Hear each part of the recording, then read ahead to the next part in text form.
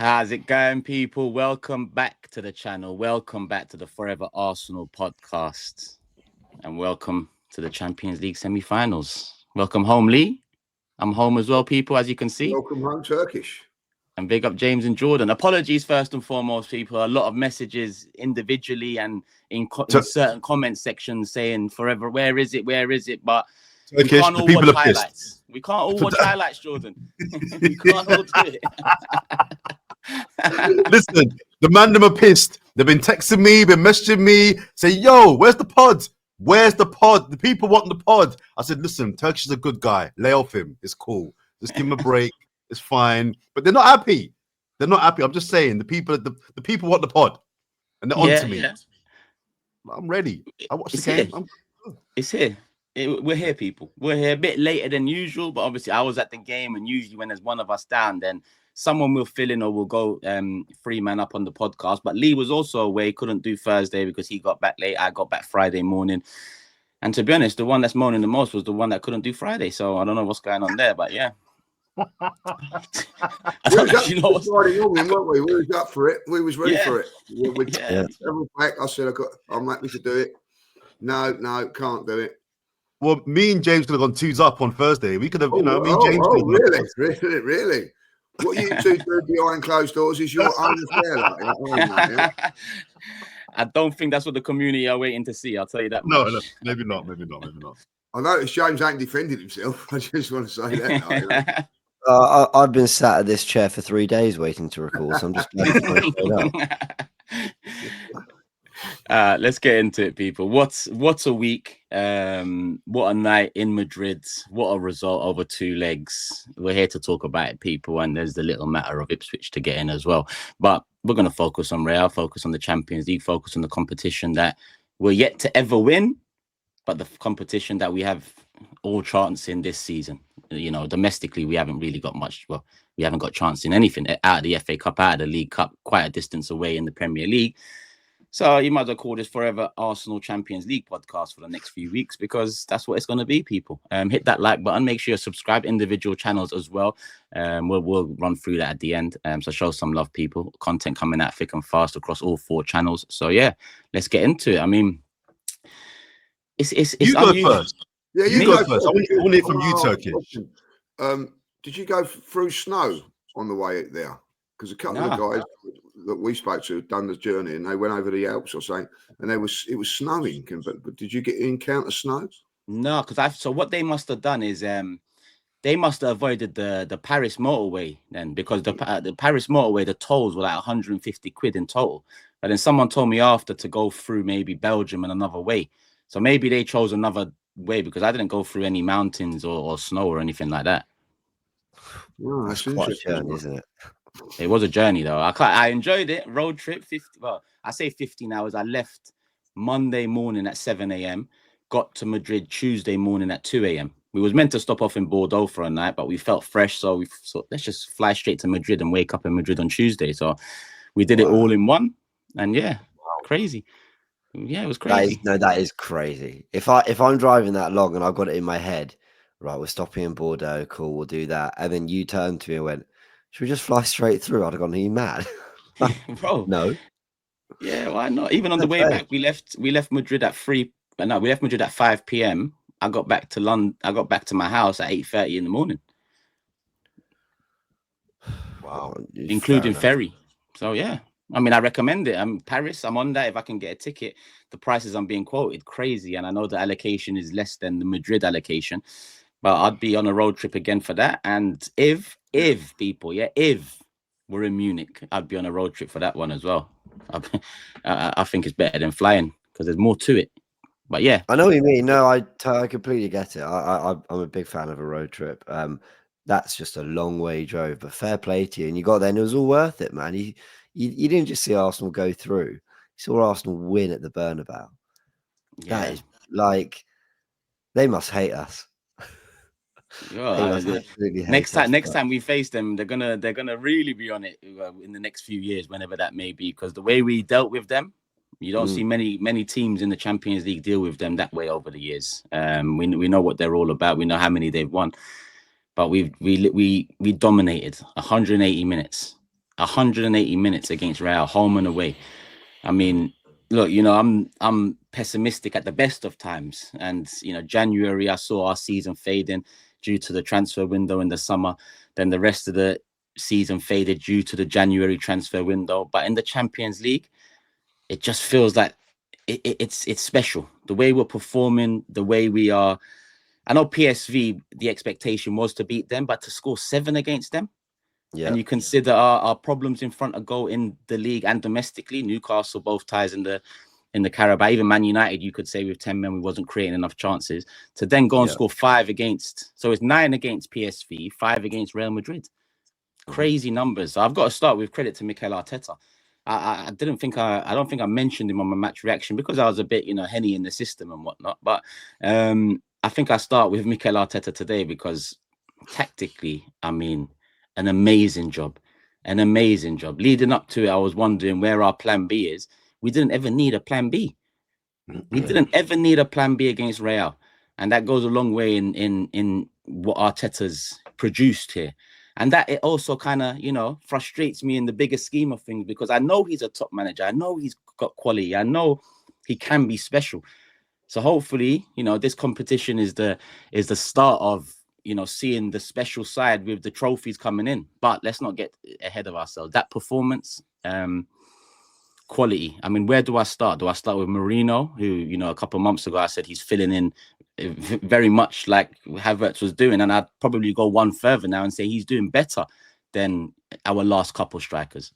Yeah, Jordan's, but he's doing better. 10 goals and assists. I agree. Yeah, I'm agreeing. But I won't make it about that. Generational Havertz. I'm just Mourinho. Another top performance. The assists. Turkish, we both said, I think, on this podcast that actually, because he's 6'2" and he's a bit taller, people were kind of saying his hold-up play was there, and it wasn't. It was actually more about his finishing and his movement in front of goal and his appetite for goals. But that's all of that. What am I trying to say? Against Real Madrid, it was all there. It was the hold-up play. It was the presence. It was the leading the line. It was the combining midfield, with attack.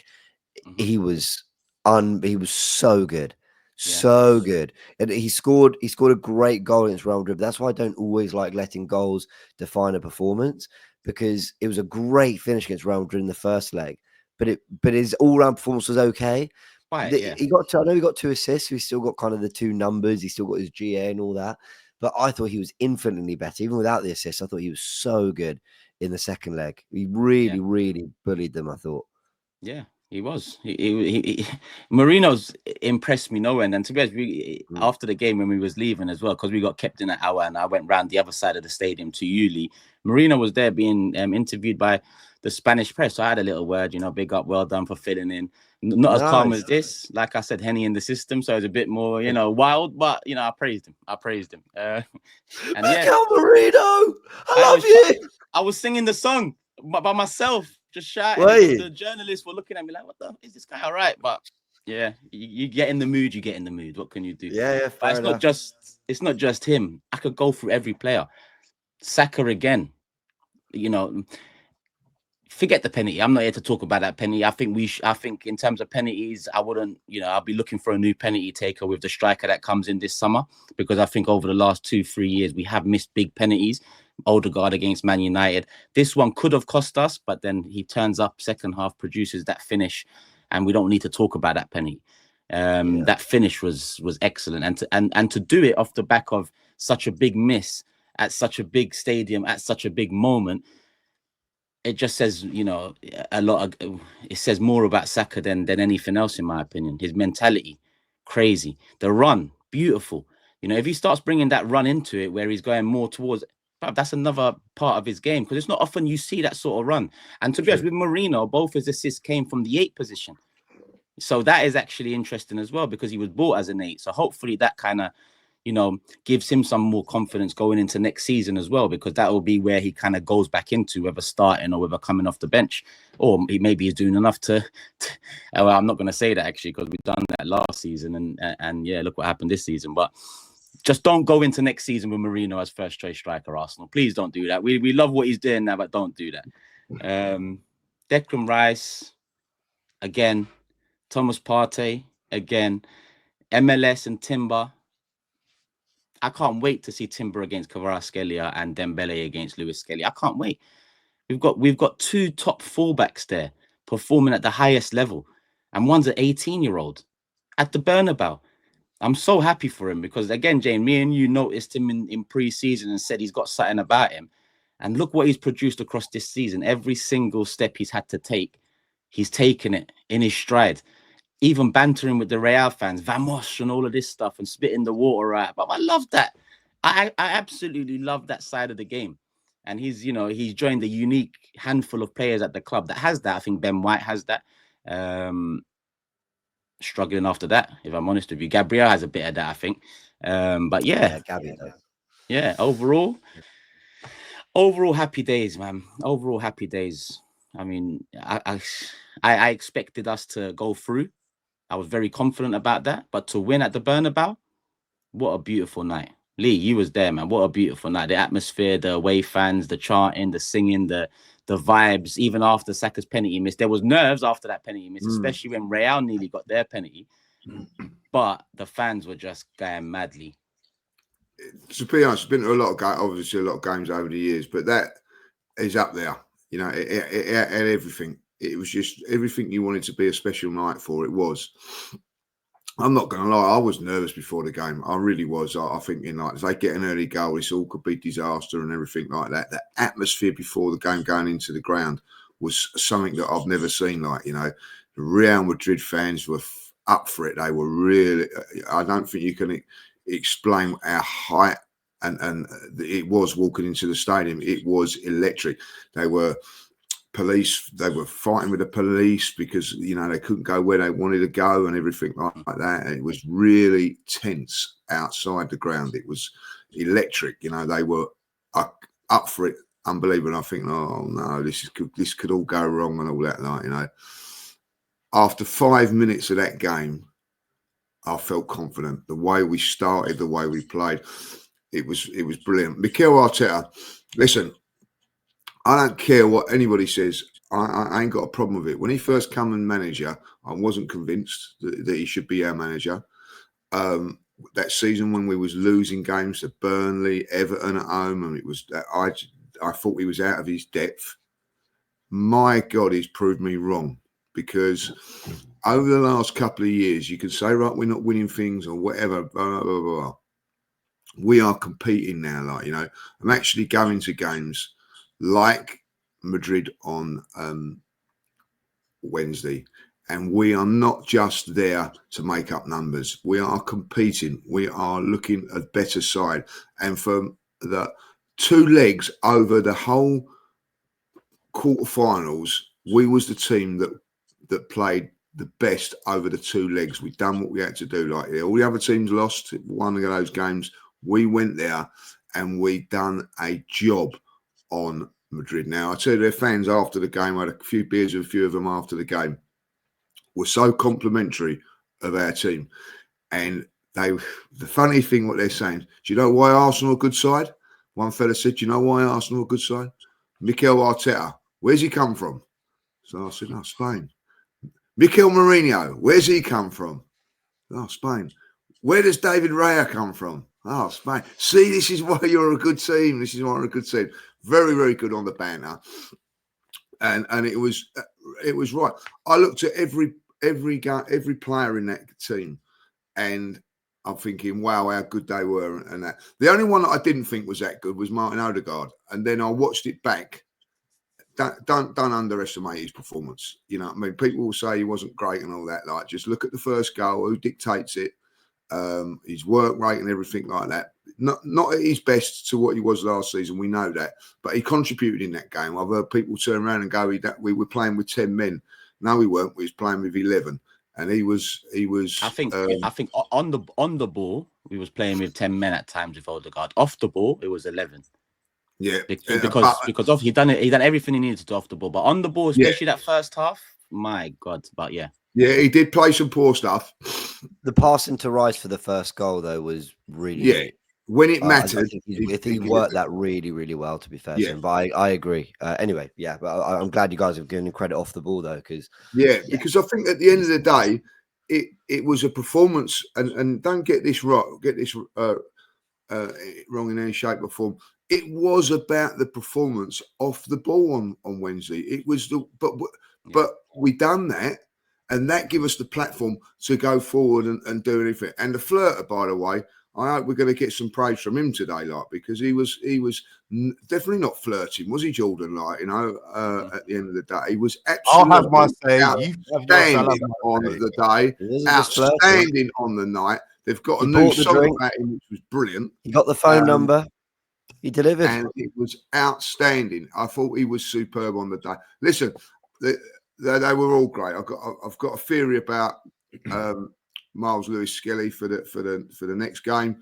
I just think that for 18 years of age, I don't know about you. I've got pictures, because if you've never been to the Bernabeu, when you get there, is this it? Is this the stadium? It is so underwhelming. It is untrue. I don't know if you feel this too. Lee, so on my vlog, I went around the stadium. I said, this is the Men in Black car park. Then I watched your video on AFTV, and you said this is a car park as well. So same. That's what I thought. Yeah, I was so underwhelmed, guys. I really was, right? But the minute you walked into the stadium, oh my God, wow. You can see why. It was just, it blew my mind, because I was so disappointed going in, and then like the expectation of it was dampened a little bit. But when I went in there, it is sensational. And I can see why players could probably, you know, freeze on the night. And I think, the atmosphere was unbelievable. But those players and Lewis Miles Skelly, 18 years of age, just brought it on.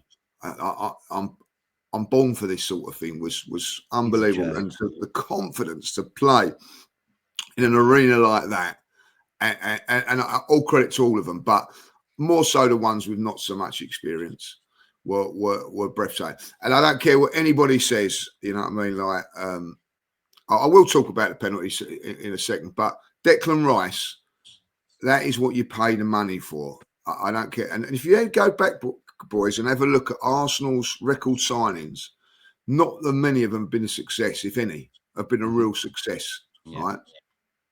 He has just been unbelievable for 2 years for us. And that performance, I've watched it back, it's incredible. It is, from a midfield performance, it's incredible. Leadership, the way he conducts himself, it was absolutely unreal. And listen, Saka could take all the plaudits he likes and everything like that. Please, please, please, please, do never, ever do that again. You know what I mean? I was fuming. I didn't really enjoy, especially when they got that penalty. That's all Saka's fault. I'm going, this is all Saka's fault. It's unforgivable what he done, right? Unforgivable. You know, in a game like that, just smash it. If a goalkeeper saves it, fair play. But once he scored his, you know, when he scored, I'm going, you're forgiven, Saka, you're forgiven. You know what I mean? It's mad what football does here. But what a night. And that is why we go football, guys. You know what I mean? Right? Because there ain't many nights like that. If you work it out, you probably have more bad nights than good ones.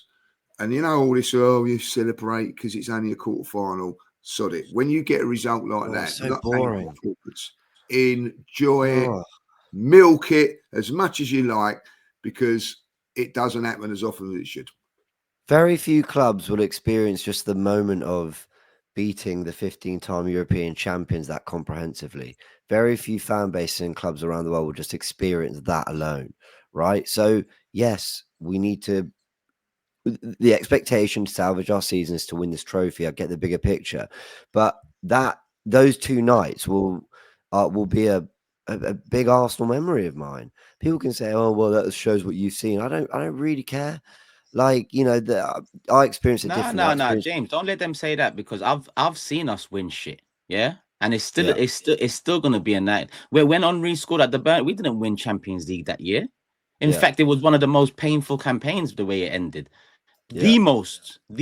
But we all look at that game, or even the 2 legs, but that game in particular, and it's a great memory. So even don't let people say because you haven't seen us. This night is special. It's special. Yeah, 100%. Okay, I agree. Just take on the best team in special. Europe, by the way. The best team in Europe. Don't kid yourselves on that. You just look around and go in that stadium. Turkish will tell you that is the best team in Europe by far. Those fans expected to win that game on Wednesday night. I'm telling you that now. They expected to turn that around. You know, enjoy it. I'm with Turkish. I've seen us win trophies and things like that. That night and the way we played is up there, and rightly so. So. John, do you want to go ahead? I've got some stuff on Arteta and Martinelli, but you go ahead. Man. Before Jordan goes ahead, big up Ricky. I see him on the way out of the game. Big fan of the show and supporter of the show. And he said, "What do you think about the flirter now?" Oh, we'll get there. I agree with your first point, Turkish. I think it's important to start off by, before I get to Mikel Arteta, actually, just on Lee's last point, I agree. This has been a really good 7 days as an Arsenal fan. This is why you support your club. I refer back to the days, 8-9 years ago, where we were the banter club. Let's have it right. We were the banter club, right? We were losing at home to Swanseas and Blackpools and but we were the banter club. And these are the weeks that you take in. United had a great moment in Europe this week with their comeback, but they're not going anywhere. It was a great moment in time, but they're not going anywhere. Whereas this feels like we're going somewhere. So as Arsenal fans, we should take this week in. It's not, as James says, it's not every week you get to beat Real Madrid at all, let alone at home and away comprehensively. We didn't sneak it. Let's have it. We didn't nick a win. We battered them. And to be able to say that against a team with Vinicius Jr.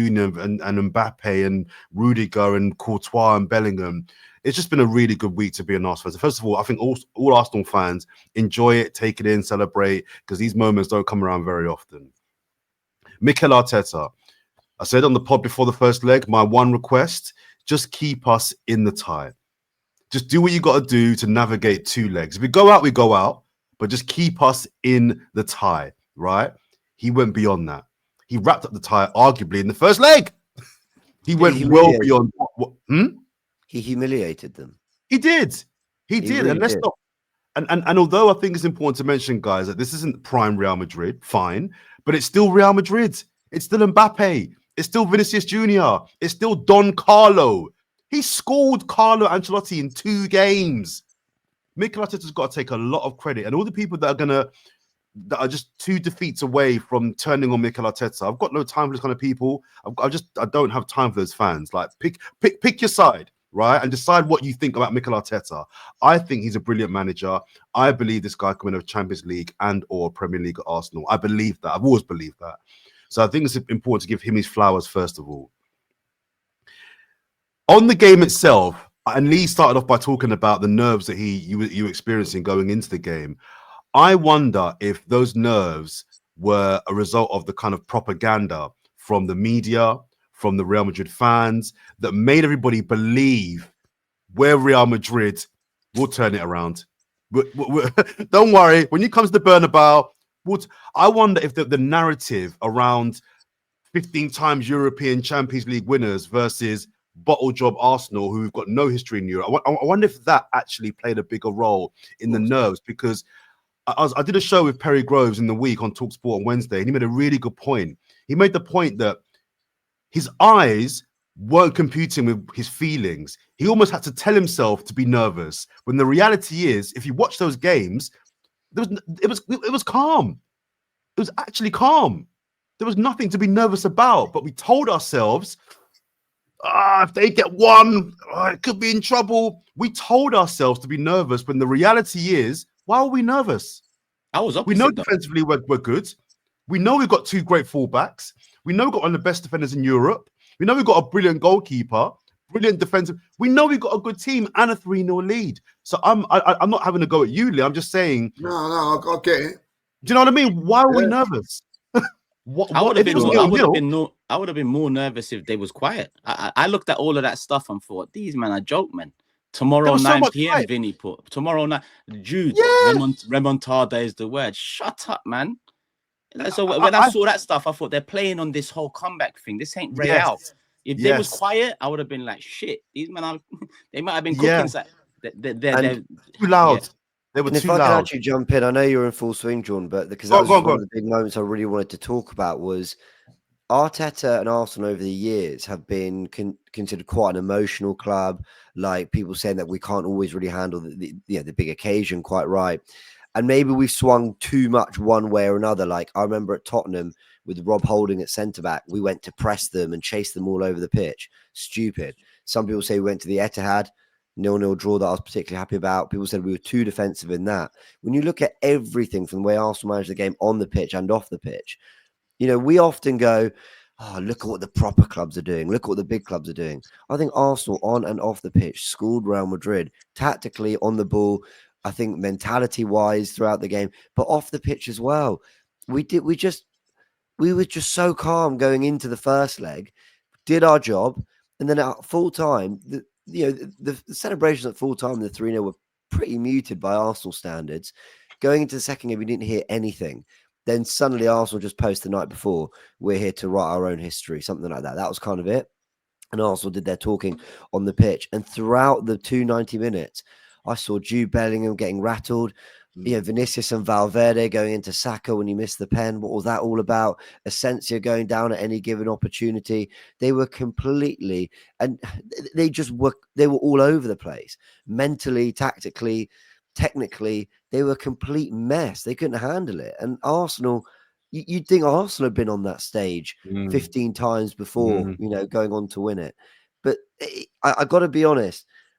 And look, there are some proper legends in that football club. Let's be honest. I know it's not still the Real Madrid of old, but Mbappe, Modric, and a lot of those players, proper footballers.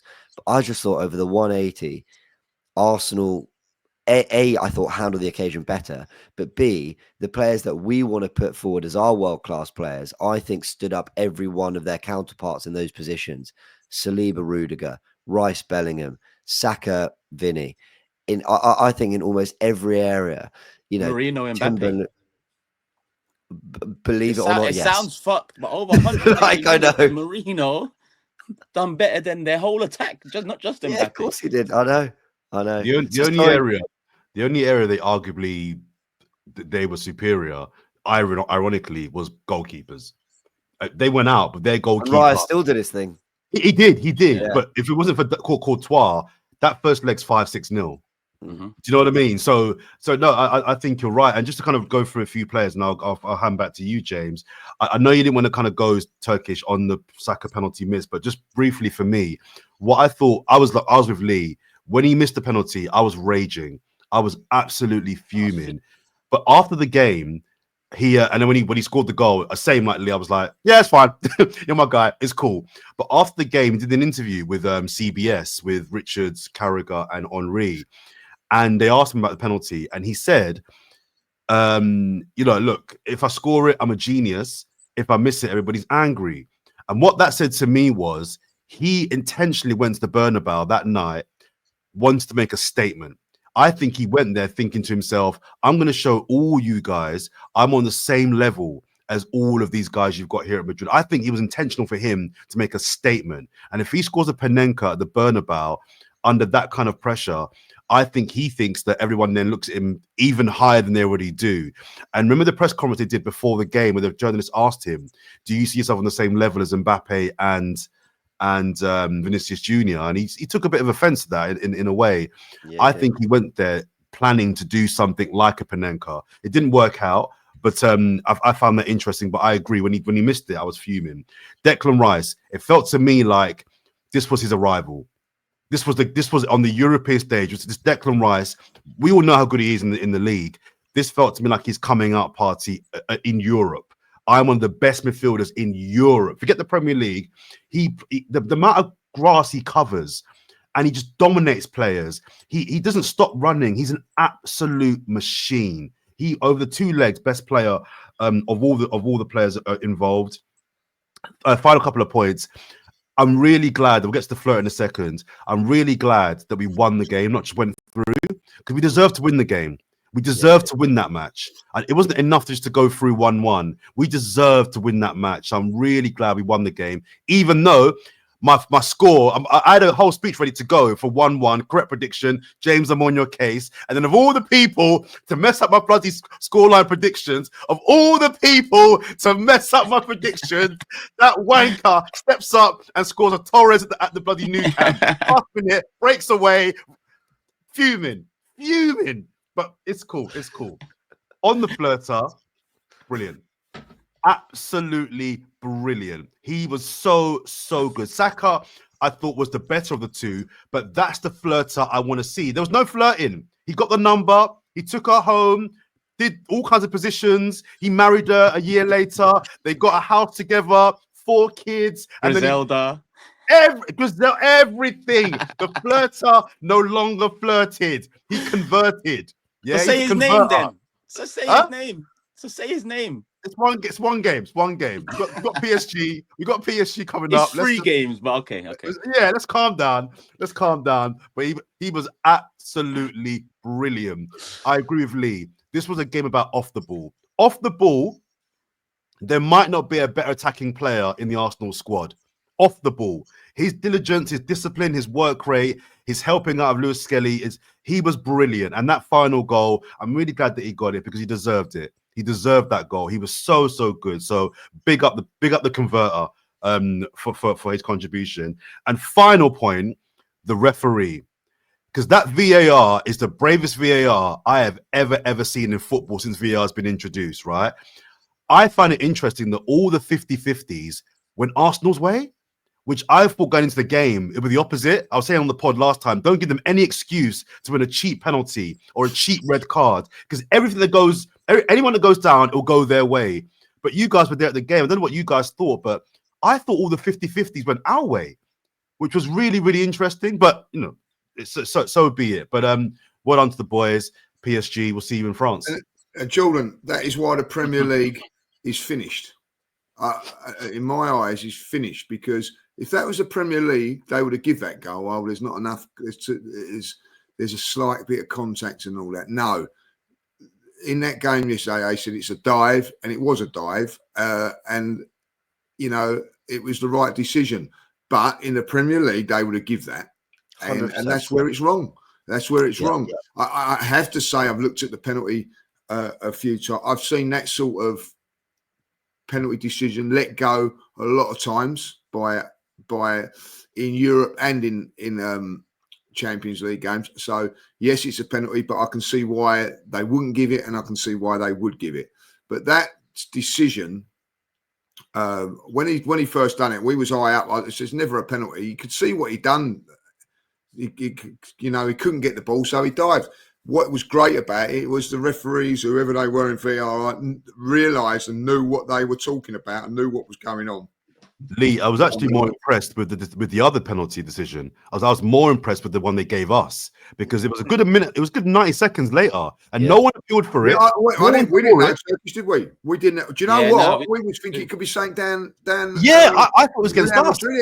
Our end. We was panicking a little bit. Yeah.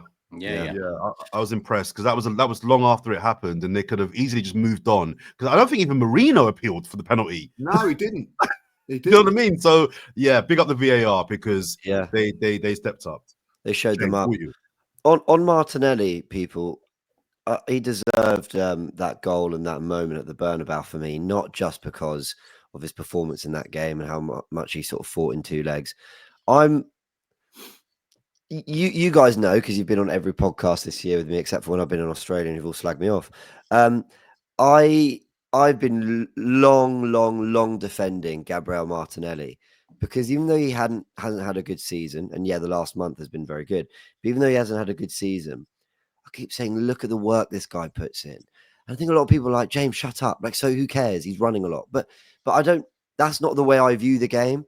If you are leaving it all out there every single time, which for me he does, whether it's working for him, whether it's coming off, he never sulks. He never kind of goes into a shell and goes, well, I'm struggling on the ball, so I'm going to forget the rest of my responsibilities. He leaves it all out there, and for a good year, almost year and a half, hasn't been happening for Martinelli. And I'm so happy that it's starting to click again. And I think we saw signs of that against Fulham when we sort of came back from the international break. But I just love that. I don't know. It's not. I believe if you work hard in football, you're rewarded, and eventually, kind of, it happens for you. And all season, it hasn't been happening for him. But you know what? It all kind of did in that one moment. And to get the winner at the Bernabeu, I bet he's been dreaming about that for a long time. And he deserved it. I'm so happy for him because everyone always said, and this is the other thing that annoys me.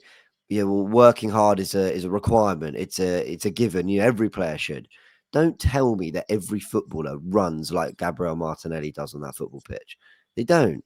He goes above and beyond every single time off the ball, and I'm really happy for him. Should and does is different though, because you're right. Not every player does, but every player still should.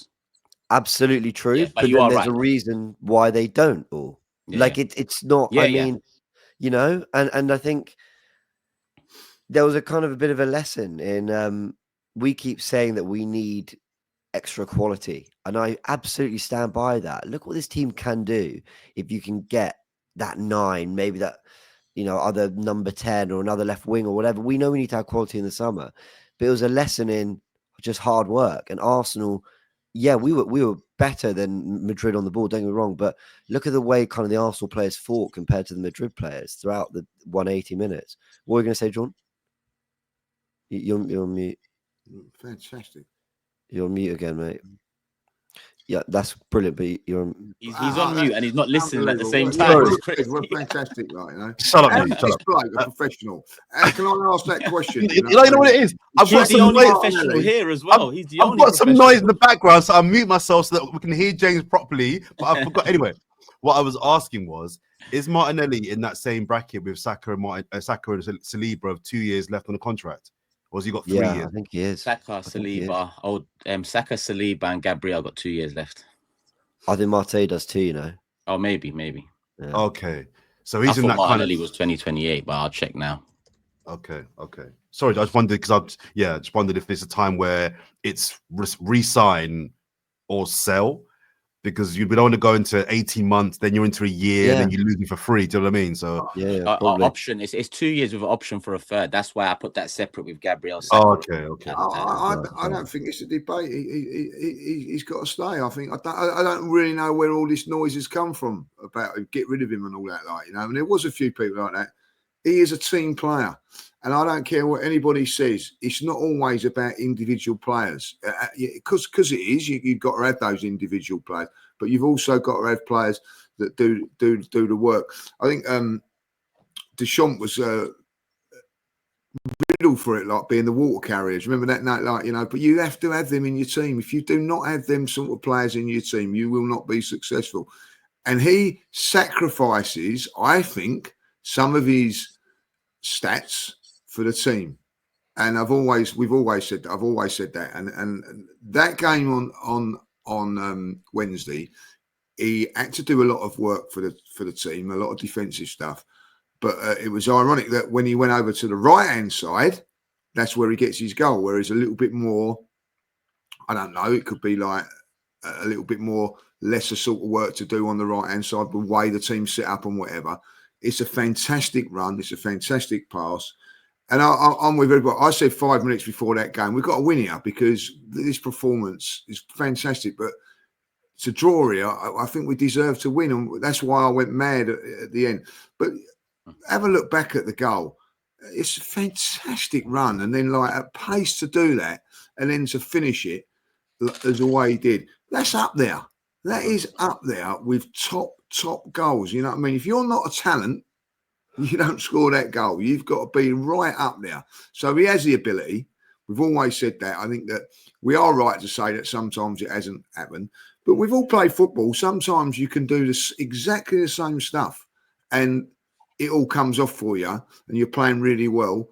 And someone will say, "Oh, what have you changed to make yourself?" Well, nothing.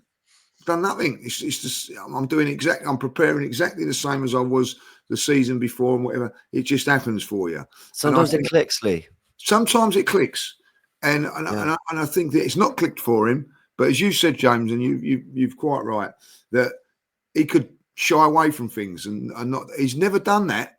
He's always still put himself in the positions to miss or positions to do it. He's never hid.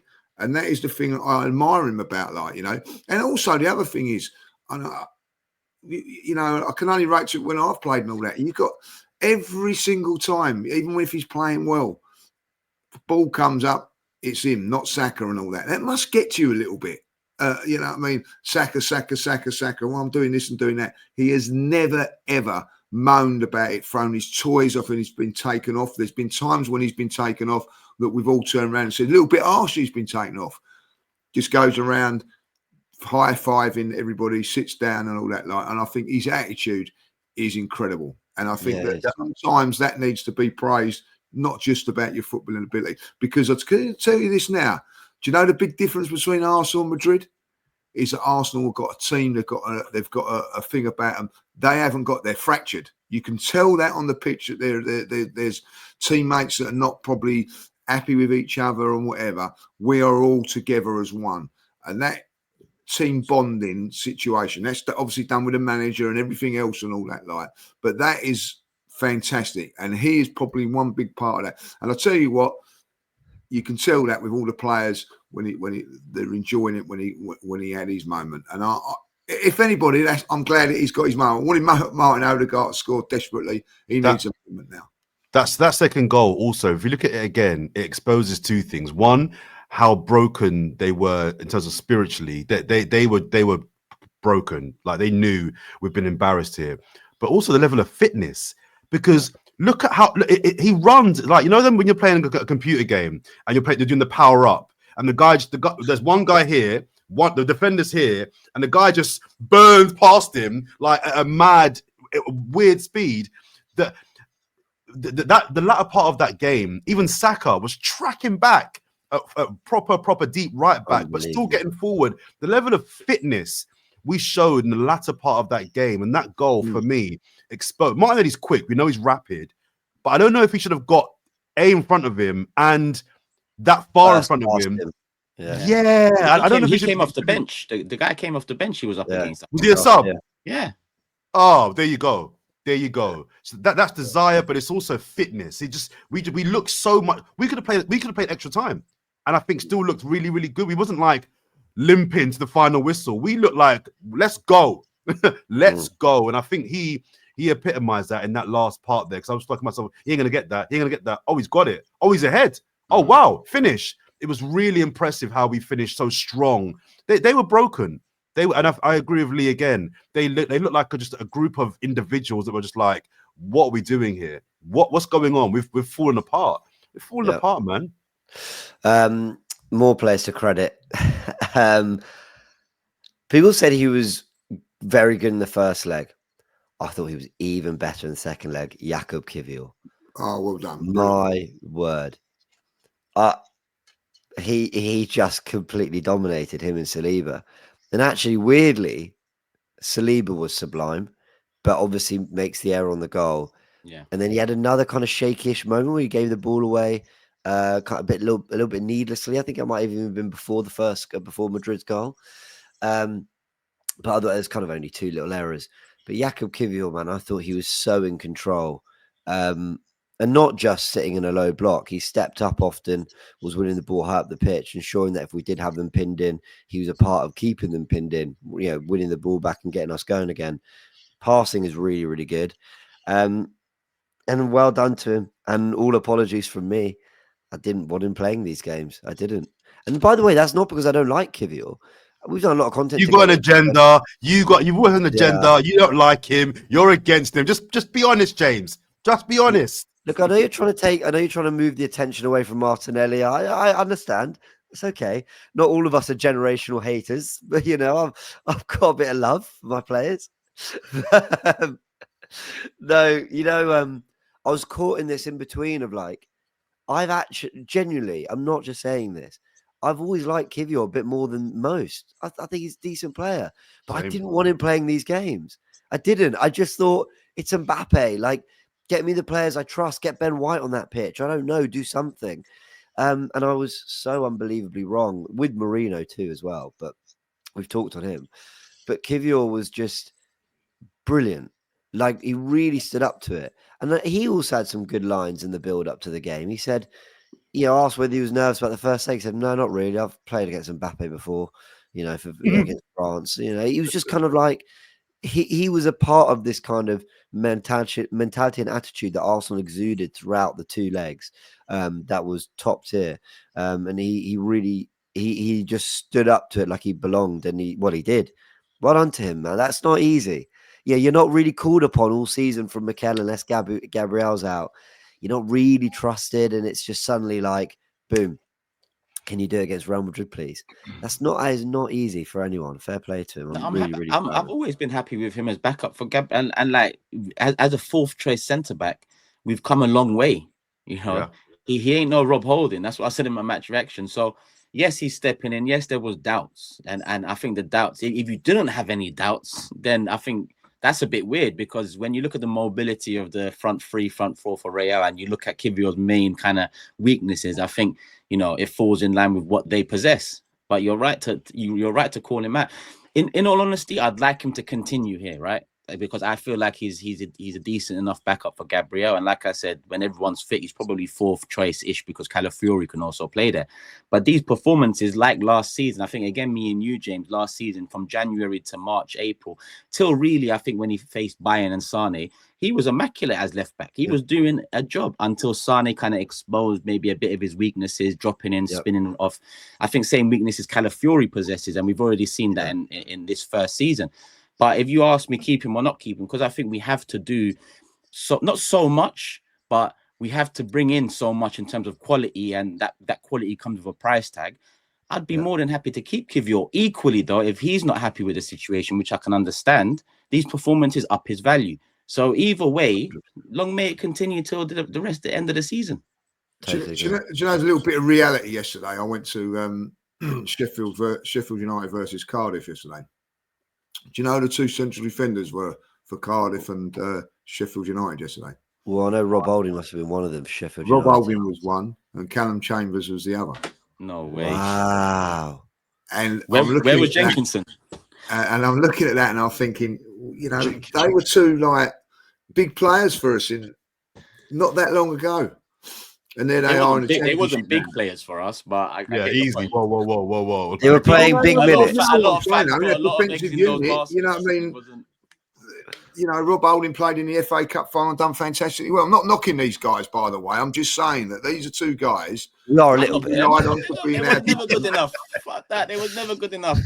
No, they probably weren't to play for Arsenal. That's probably the point, that they probably weren't. They really weren't good enough to play for Arsenal at that. But they were players that, if I'm right, definitely Callum's definitely played for England. But we was like thinking, we're going to games with probably them as central defenders, thinking, we're expecting to win games. Now what we're doing is we've got players backing up that are seasoned internationals for Poland or Italy or whatever. And it just shows you how good our 2 central defenders are, that that our backups are pretty decent as well. So we've come a long way. We've had Ben White out most of the season, and during Timber. Yeah. Unbelievable. I asked in a preview, and I'm so glad they clicked this up. I asked, I said I sometimes wonder if Jurriën Timber's the best right back in the world, and then I go, no, James, stop. Come on, let's respect the years of Trent. Obviously, Carvajal, but he's out, and what Carl Walker's done over the years, whatever, and there's others. But I'm not swapping Jurriën Timber. I'm not doing it.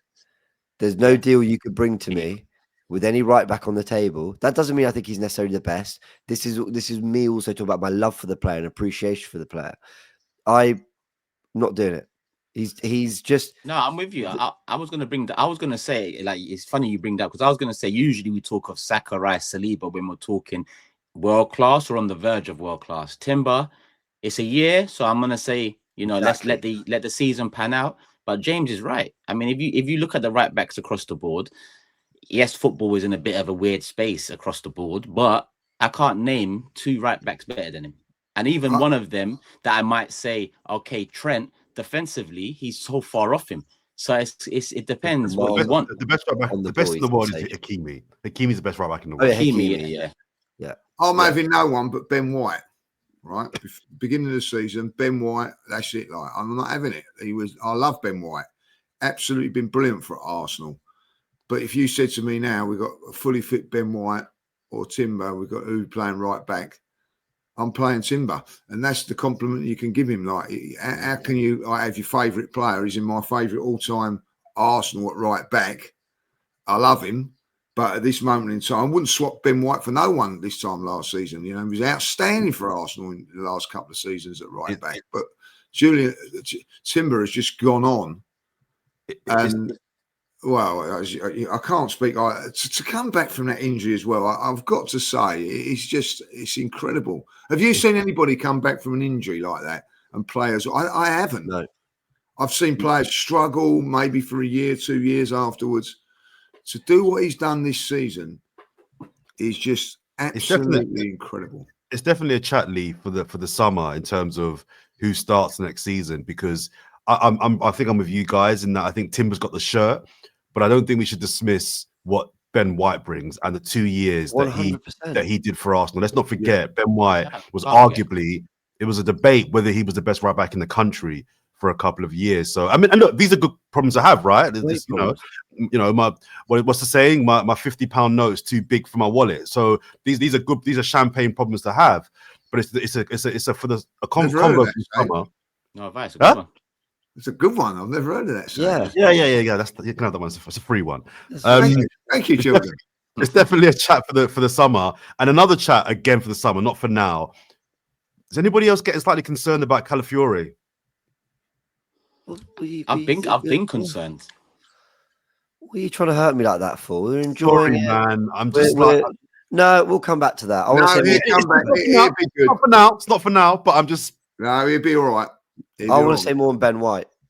Okay. And also Italian taxes and letting me let you slag off my boy Calafiore.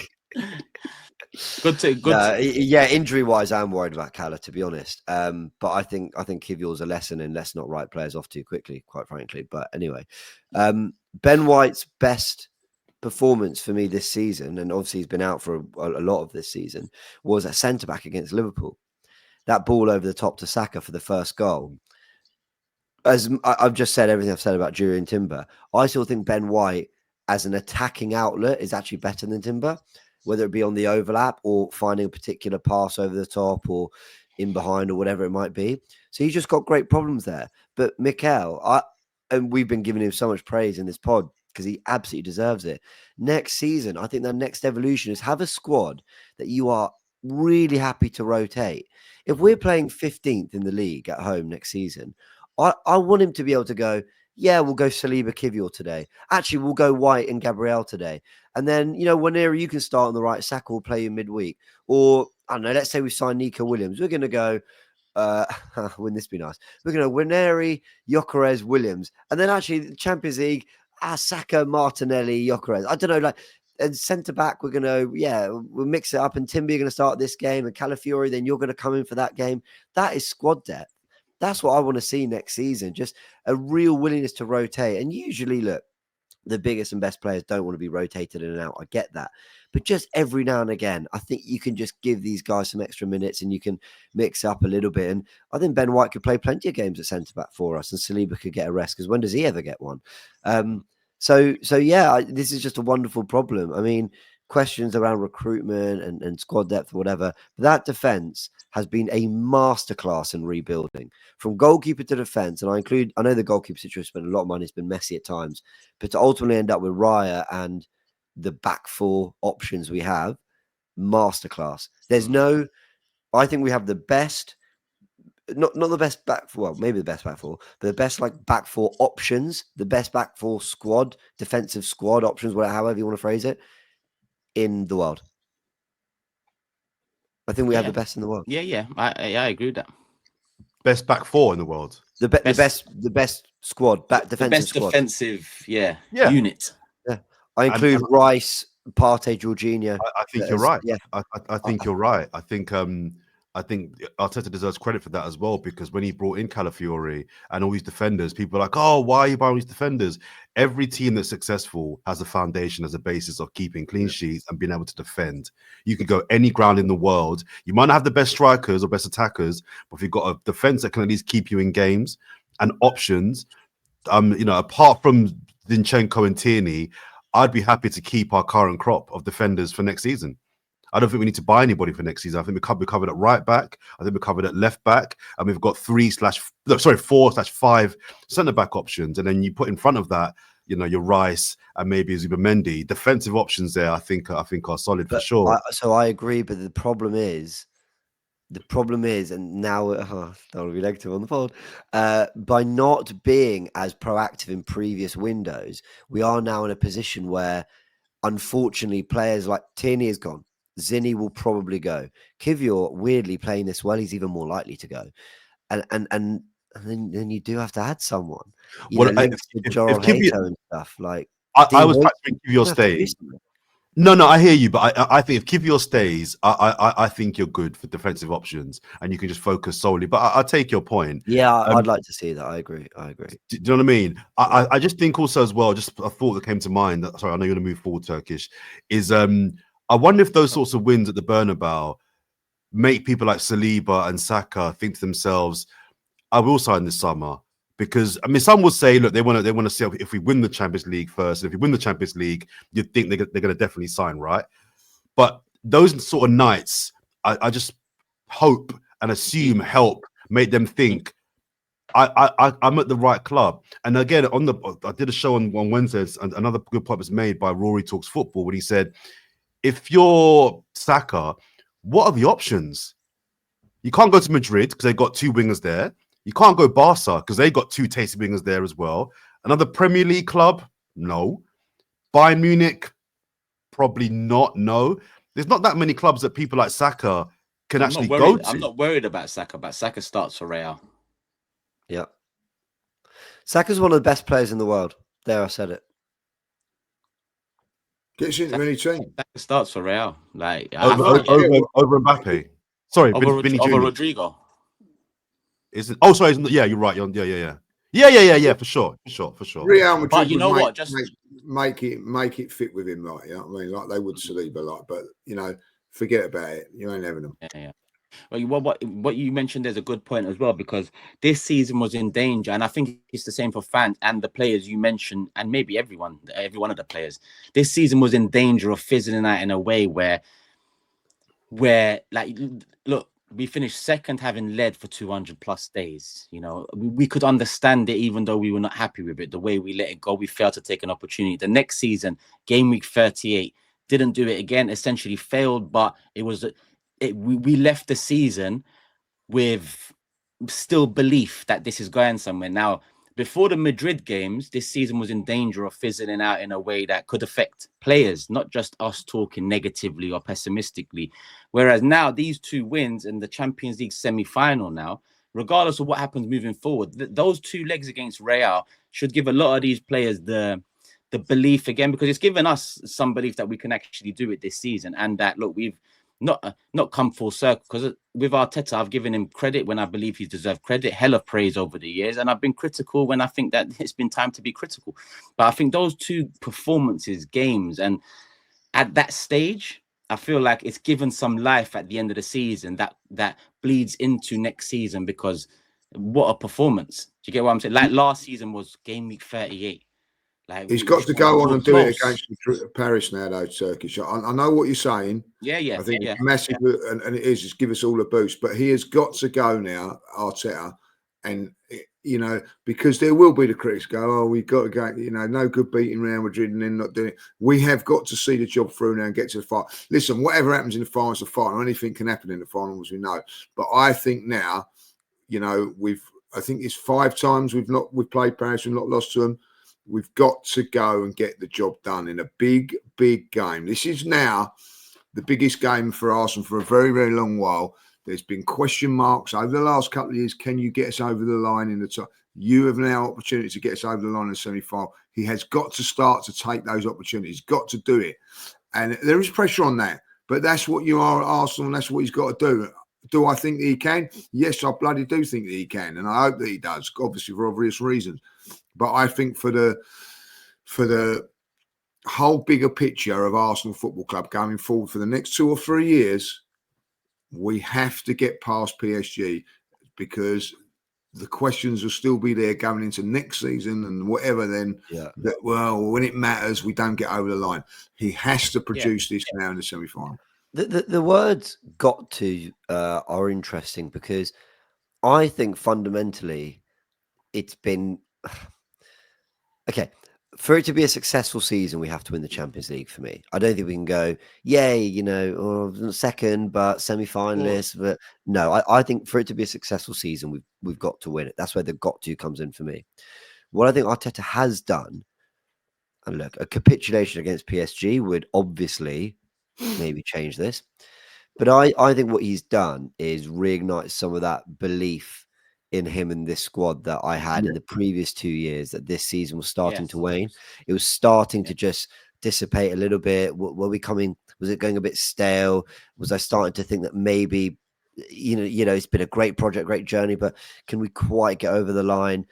And actually, he's renewed that belief where I'm already we were almost apathetically going, well, big summer, I guess. Let's see. Whereas I'm excited about the summer again.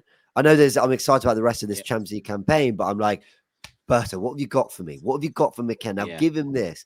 Now this team. Now if we get our injured players back now, and that kind of energy has been recharged a little bit. So got to absolutely for the season. But in terms of him and my belief in him, I don't think he has to win it for me to believe in him. I'm kind of back believing the way I was a year ago again. Berta's a good shot, because that was probably the first thing that made me feel like we're in a stronger position going into the summer. And then you add this to it. I wanted to ask you, though, maybe James in particular, because I know you watch them, but Lee and Jordan the same.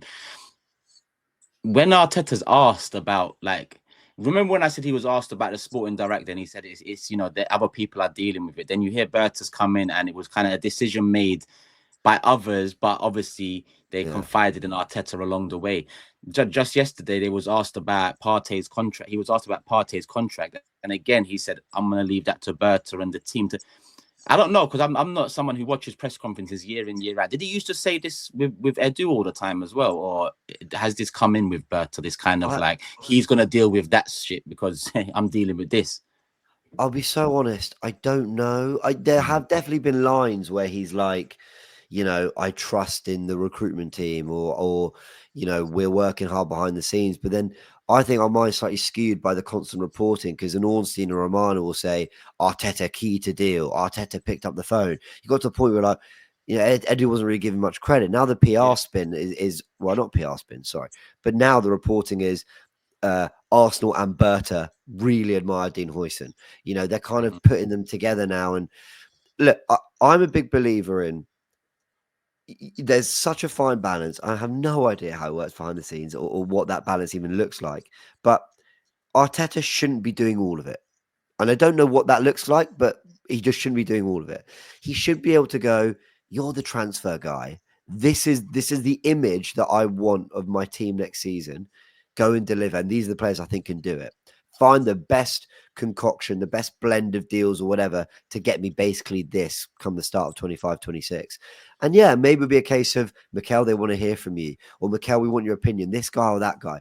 But otherwise, I've always just felt that Arteta has been almost too, do this, do that. By the way, please coach the team. By the way, please do that. And I wonder whether maybe he's even more trusting, because I'm not trying to slag off Edu in any way. He might have done a great job. I don't know, but maybe he's going, I can leave Andrea to do it. Maybe. I don't know. That'd be nice. And on that, actually, now I've mentioned Partey. I mean, that's probably the only downside of the whole thing, because he's been immense for us all season, and in particular the first leg, second leg, and he fell for the Jude Bellingham stuff. And you could see Rice kind of because Rice a couple of times with Jude could have crossed that line where it was like flick out a leg or something that gets you a yellow card. He managed to control it the whole game, and then Partey fell into it. And losing him for the first leg's massive. I think Lee, earlier in the show, you said you've got an idea for Lewis Skelly? Was that because I was going to say maybe put him in the midfield position? Yeah, that's what I would do. That's what I'd do, because I'm the obvious answer is to bring in put Marino back there and play Trossard. But I think Marino's done fantastically well, and it gives something different to central defenders in Europe, which is different to what they get.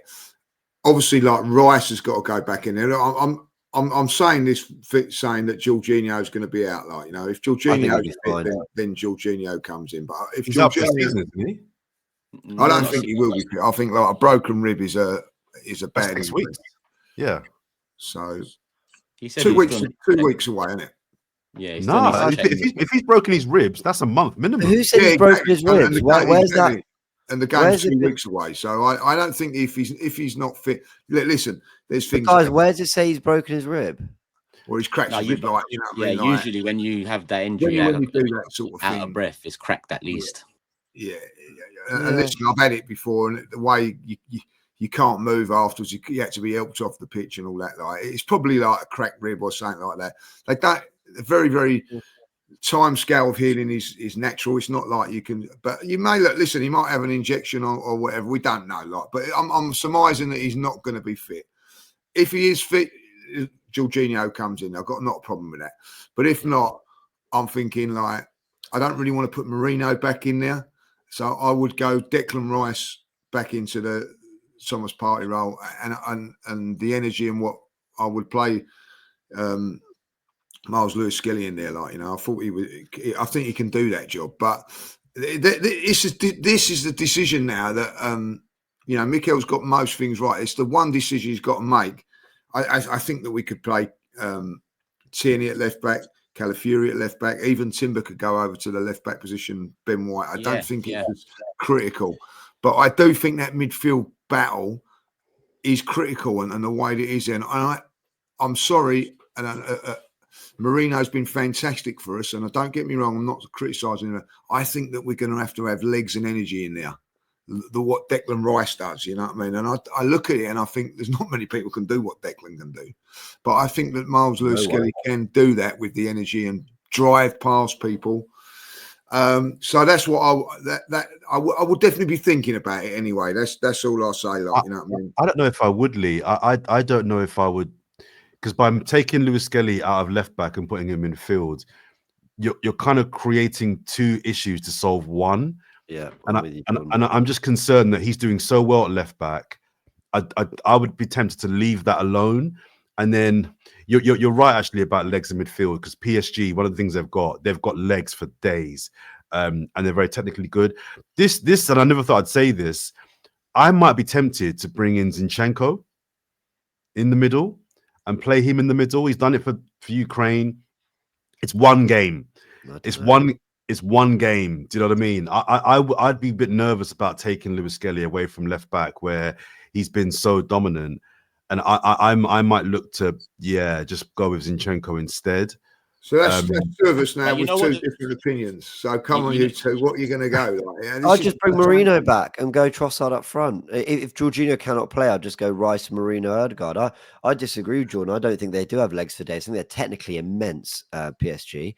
I think they're buzzy and they get around, but I think we've already done it at the Emirates. We can run all over them. By legs, by legs, I mean, I think you're right in terms of buzzing. Like, yeah, they've got lots of rapid players. The front three. Oh, the front. Oh, yeah. Oh, well, even the midfield. I think some of them. I think with Vitinha, they're very neat players. They can get around the pitch, man. No, of course. I'm not saying they can't. I just mean I think physically we can get on top of them. Definitely, that's definitely an advantage we've got. And from what I've seen, they tend to play quite high defensively. So this is not a game. This might be a game where you do take out Marino and you do put in a Trossard, who just say, look, just try and get in behind. Try and get in behind. Try and get in behind. That's a good way of looking at it, actually. I want to ask you guys about Thomas Partey quickly. I think I did a video on this. I think there are 5 players in Arsenal's history that we've signed who were world class when we signed them.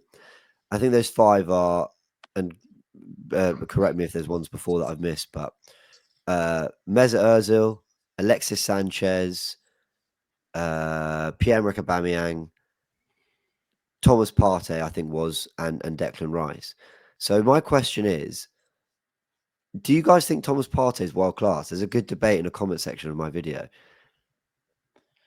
Thomas He's Partey, one of the best players, holding midfield players. So yeah, I think he's been well. I think the only thing that has kind of hindered definitely has been was the injuries that one off, one on one. Because the 22-23 season, when he was fit like this season, again it was Rodri, Partey, Casemiro. Remember all of that stuff there.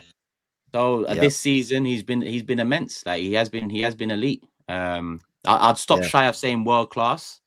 I'd stop shy of saying world class with him, but I think he is elite. Injuries are Turkish. Yeah, because his mobility is a bit affected. So yeah, I agree with you. If I flipped world class to top 5 in his position, then I think we all go yeah. Yeah, 100%. He makes it look easy, James. I'm telling you this now. He makes midfield look easy, and we all know that it's not. He dominates in there. He takes the ball. Jordan having a good think there. Let's do it. Right. It doesn't sound right. Top 5, but I'm struggling. Yeah. Rodri, Tchouaméni.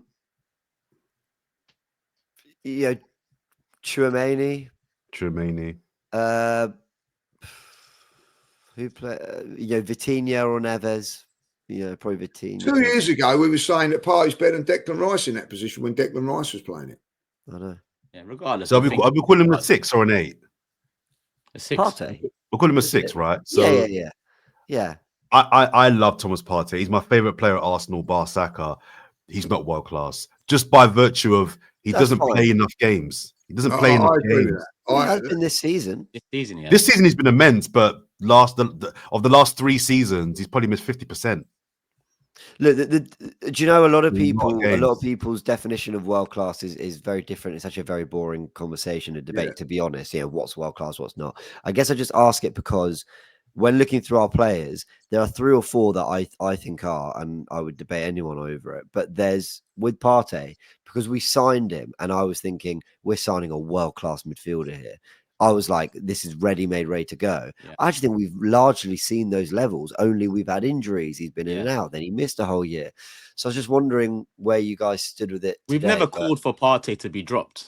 There's never been a period of games where we've said he's having a few bad weeks, he needs to be dropped. And that goes for across. I might have done. I'll be honest, I might have done. I might have gone Rice, Marino, Odegaard's the future, and then I'm an idiot. Yeah. But we assume that because of the signing. You might have done you might have done it with Jorginho because they're Italian tax, but obviously. Well, of course. When he's fit, I mean, Jorginho is one of the greatest midfielders of all time. So, obviously. But you joke, you joke, but Jorginho is so underrated. He is so underrated. I think he's so underrated. Jorginho. I'm telling you that now. You don't really appreciate him unless you have him. How good a footballer. And I'm not talking about. Look how I spin this, man. How good a footballer he is. Intelligent. Such a good footballer. Is this what we're doing? Arda Güler didn't come off the bench for Real, so what we saying about bringing him in? We'll get some Turkish tanks next year. Jorginho didn't play a second against Real Madrid, and I've got you all talking about what a genius he is. Well done, James. Do you know what? I need to get in touch with him and be like, Jorginho, you wouldn't believe the PR spin I'm doing for you right now. You should be paying me. Well, anyway, big up Partey, unbelievable. Yeah. This next question leads into. Okay, so I see Robbie said, "Don't rotate, go strong against Ipswich." I think he's a madman for that. But let's just talk about this particular position. Because Partey is going to be missing the PSG game, and because we do need to protect some of our best players, maybe not him because he's going to miss the first game, but we've also got to find a solution. So, do we use Ipswich as the tester, the trial for maybe Lewis Skelly in the 6, maybe Rice in the 6, Marino then steps back in the 8. The only thing about Rice, I think he needs to be the 8 because I need him as a box-to-box. So I'd rather keep him as the 8 and fix the 6 rather than because Marino's not the same. And Marino, I don't think would be mobile enough for the 6 to deal with it. And he ain't got the pace to be box-to-box like Declan Rice. So I feel like we've got to find a solution. And the thing that comes to mind is Lewis Skelly 6, whereas Lee's saying Lewis Skelly 8. I'd put Lewis Skelly 6, Rice 8, but then do we protect Rice tomorrow? Because again, he played against Brentford and Everton before both Real games. So how do we play this Ipswich one? Rotate or not to rotate? Yeah, rotate. Who cares? Come Yeah, on, I'd like, I rotate. mean, Give we them a moaned rest. about Everton and Brentford, right? Yeah.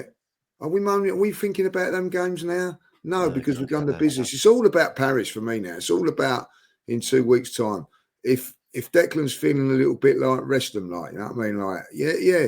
You know, I want us to win tomorrow. Of course I do, but I don't say go mad, but just in, you know, we've got 2 games now. Then don't forget we've got a weekend off, which is before the Tuesday game, which is perfect, really. You know what I mean? Like, where we can have a little bit of a rest after Wednesday and all that. Like, but just over these next 2 games, maybe 4 or 5 in, 4 or 5 out, and rest.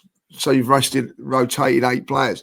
Now, at the end of the day, rotating doesn't mean it's saying they're not going to get injured or whatever. You know that, like we know that. But I just think, you know, just preserving a bit of energy. Just listen, they do all the work and all that off, you know, in the training. They won't use these games to show any sort of hand anyway. Like, you know, they do all that work on the training ground. But like for me, Wanyeri's got to come in for this game. Sterling's got to come in at some stage just to give these guys, those 2 wide players. I don't want to see Martinelli and Saka tomorrow on Sunday. If I'll be really honest, I don't. Their work rate was unbelievable. Come on in the last 20 minutes or something, and then play Wednesday. Let's build a team then. Ryan goal. Ben White right back. I'd go, White, Saliba, Kivior, Tierney. Yep. I'd go Lewis Skelly 6. I would go Lewis Skelly 6. I'd go Lewis Skelly maybe, but we ain't even got options. Yeah, I'd go probably Lewis Skelly, Marino, and Odegaard. I'd go Zinchenko, Partey, Odegaard. Yeah. I'd play Partey because he's not playing, so Partey in that position there. Yeah, I'm going that as well. But Partey needs a rest at some point, though. We'll say that. Okay, it's going to be the PSG home game, but but he's going to be needed for the away game. So Wanyeri, Trossard, Sterling. Sterling. Yeah, I mean, you guys. Sterling wins a Champions League with Arsenal. How many games do you have to play in the Champions League to get a medal, though? You've got to be there. I think if you're registered, just got to be in the squad. The squad list, isn't it? It's not like league. Yeah. I tell you what, there'll be no funnier. He better do something though, because if he does nothing, send him back to Chelsea before the final. Because I don't want. You can't be coming here to win Champions League, play fucking bumming. That'll be a scandal. Let him play against Ipswich now. Come on, like, you know, let him build something up. You guys know how I feel about resting players and looking too far ahead. That squad, that team you just named, I'm not mad at that team. That team I'll be fine with. But there's 2 key things to remember. Paris Saint-Germain got their the first leg against Villa. They got their league game the week before rearranged so they could have a full week leading up to that first leg. Yeah. Now they can do that because there's no other French teams, I think, apart from Lyon, in European competitions. So rearranging league games for them is a minor. There's only 1 or 2 games you're rearranging. Whereas in the Premier League, it's harder. Arsenal can't say to the Premier League, we've got a Champions League semi-final coming up. Can we have a week's gap, whatever? So PSG will definitely be building their whole last month of the season around the semi-final tie in a way that we can't. Something else that's interesting as well is the Palace game after Ipswich. Palace have a semi-final a few days after our game. So the game against us, they may rest all their players anyway. There'll be no 50-50s in that match either. That could be the driest, most awful game you've seen in your entire life because Arsenal don't want to be competitive. Palace don't want to be competitive. It might be 2 reserve teams out there. So saying all of that, that's got to be factored in the team we picked this weekend as well. We've got a week off, and the Palace game is going to be a soft game, if you like. They should both play the kids. Let's just roll out the academies. We might well do that. I mean, that game is as big. Do you know what? Here's me going, it's a complete waste of time. Draw a couple games and suddenly I'm going, but don't lose a grip on second. and also more important than more important than second. I think momentum is still important going into this game. That's why we can't just make wholesale changes in these 2 league games. We can't go into the Paris game cold. I hear fans saying it doesn't matter. Look at the way they showed up for Madrid. Look how terrible and how sluggish we've been. And then Real Madrid, bam, they switched. but the point is that Rice played in the games against Everton and Brentford. Yeah, Saka played in those games. So I hear fans saying, "Oh, wrap up Rice, don't play him until Paris." No, these guys have still got to play. They've still got to stay. They've still got to play. We got enough games to. Guys, Newcastle are 4 points behind us. Yeah, they won their 2 games in hand. Yeah. All right, I take it back. Okay, no. They got Aston Villa today, so we won't get second, brothers. Fuck nah. seconds. I want second. You man are moving mad. Go play strong team against Ipswich Palace. One more. Don't play strong team. I'm not saying you're playing your strongest team, but I'm saying I don't want to just chuck these 2 games. Worry, but why are you man worried about second though? What does second do? We just chucked our last 2 games before it. We finished second 2 years in a row, and it's done nothing. For what's it doing? Yeah. I just think there's a certain standard. It feels good. Fuck all of that, bro. I think the league campaign still matters. The league campaign is important. We can't win it, but the league campaign does still matter. Just don't fuck about. Is all I'm saying, Arsenal. We're not going to finish lower than third. This is pretty much set. And second or third is come on that. Yeah, we ain't. I get you, but yeah. Let's look at the table. Only Lee got a point. That puts him a point above me, and I'm back to the bottom of the table where I've been. Was I the only one that predicted the winning Bernabeu? Was I the only one? Yeah, I didn't. 2-2, 1-1. Real went. I was fuming, James. I'm telling you, I was coming for you on this pod. I was coming for you. I was so ready. Then it's wanker anyway. Well, it's all right. It's over. It's done. It's done. Should get an extra point for predicting that, really. Just saying. What, 1-1? No, 2. Winning the Bernabeu. I think that when everybody goes against it and that one gets it, you should get an extra point. What's your score prediction? 1-0. You went 1-0 Arsenal. No, I went 1-0. Yeah. Okay.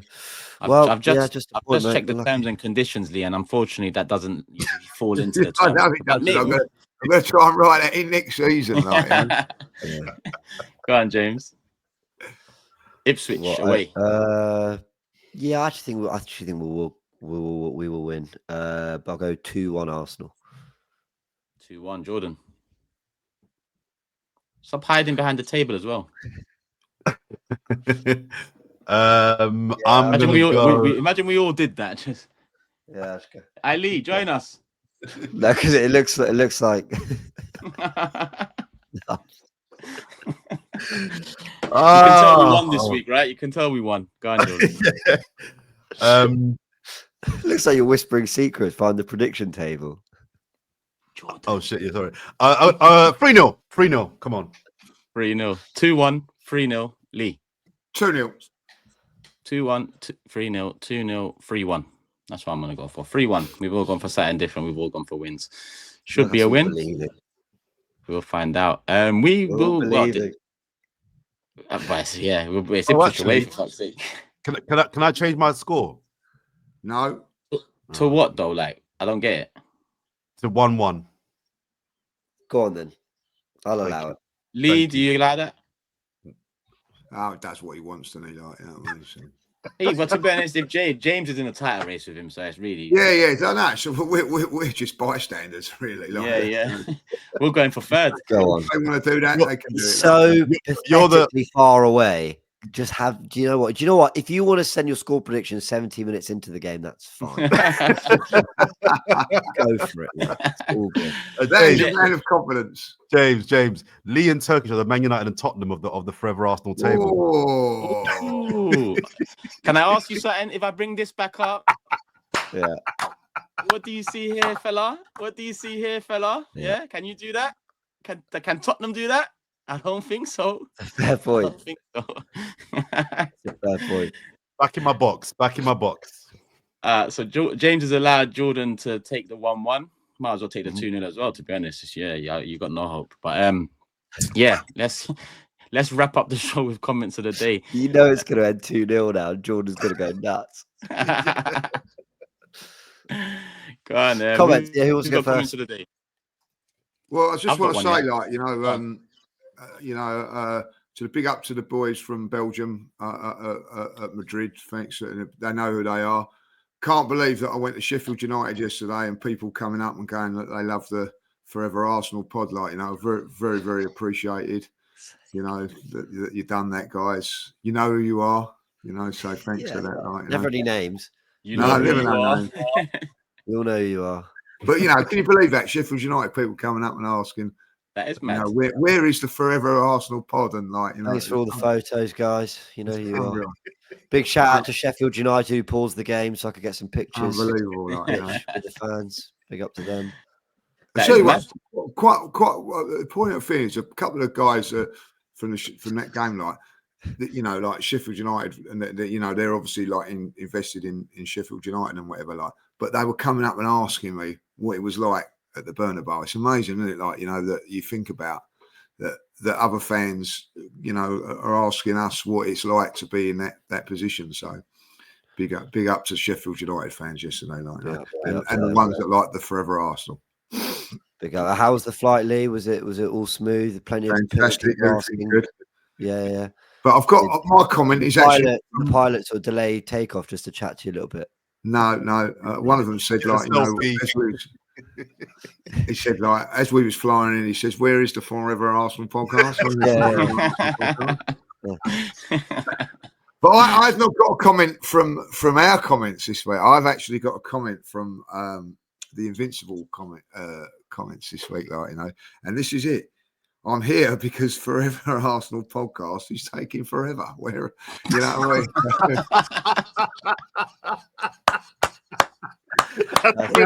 He's got 10 replies, and some of them are going like, where is the Forever Arsenal podcast? You know what I mean? Well done. That is a beautiful. To be honest, I think that's the best comment of the day. I think wrap it up here. So we took a week off, and still no one came to ask you about it. It's got 10 replies here, and it's got like, where is the Forever Arsenal? I've got one here from Wiggy. He said, Turkish, please reconsider going to the game on Wednesday. I swear every game you've gone to this season, we've lost. Oh, wow. Look at the way you sat back. You said it when we lost. Yeah. Boom. I ain't got nothing to say. Mic drop. I got Gracie 62 UK watching highlights, golf, and Netflix, and still the best Arsenal pod about. Can't really complain. Watching highlights, golf, and Netflix. Yeah. We've got Netflix over there. Yeah, and highlights, golf, and then we were all watching golf on the last pod. Yeah, I had that as well, actually. First of all, shout out Luke, big fan of the pod. I got a few, and there was a lot of passive aggressive and backhanded compliments on the comments this week. I'm not sure I'm happy about that, but first one is Jordan, I can't stand this look ahead culture. Also, Jordan, because I'm looking ahead to next season. Bruv, what are you talking about? Yeah, I saw that. You four are on par with the four of the CBS Sport Golazzo. The ending to this pod left me wondering whether you script some of the stuff. Very, very kind. I mean, Golazzo coverage with Michael Richards, Henry, and that lot. Does that make me Kate Abdo? Yeah, I think it does, bro. I think it's often how. Yeah, I mean, I've kind of thought that's where your kind of career. Kate Abdo over beard. Yeah. It's 2025, mate. You know, it all goes. I'll tell you what, that's a collab. Be like, look, CBS, we have a pretty big Arsenal podcast. There's four of you, there's four of us. Let's do it. You scratch our back, we'll scratch yours. We'll happily come into the studios. You know. Just a couple more. Unpopular opinion, but I absolutely love Jordan and his perspective. Keep spitting facts, my guy. Now, the first bit I don't like, unpopular opinion. Why is that unpopular? Why is it unpopular to say that you... It is, though. You said a fact. That's a very unpopular opinion. Yeah, it's... but true. And the last one here is, hey, Jordan, you too old to be going to the nightclub, bro. 50 plus. I'm like, bro, how old do you think I am? So rude. That's 50 plus, he said. That is crazy. Last one I got here is by the time you're not 50. I You're got not going to married. confirm your age. No, By the time Jordan picked his prediction, I got married, had 3 kids, got divorced, and Spurs won a trophy. That's a dark place. A long time. Yeah. Those were quality comments, and I can't lie. Lee's one trumped it all because big up whoever went over there to them. He'll be here underneath this comment section. Now, don't forget, people, leave your comments for comments of the day. Predictions, thoughts. I say predictions. Who gives a shit about Ipswich? Would you rotate? That's the question I'm gonna ask. Would you rotate? Let us know. How would you rotate? MLS 6, 8, maybe, or would you go with what James and the rest of the panel seem to agree with? But I just can't remember off the top of my head. It is morning, people. It is what it is. Hit the like button. Make sure you're subscribed. Gooniverse, go subscribe. Lee Judges TV, go subscribe. Whisper It Loudly and Coolest Disabled, go subscribe. Turkish L at the end, the Big Six, go subscribe. Love for the love, people. We're going to see you again Monday morning. We'll be recording Sunday night. So it's a quick turnaround. Within 48 hours, you get another one, people. Imagine that. Don't get tired of us. Love for the love. Peace.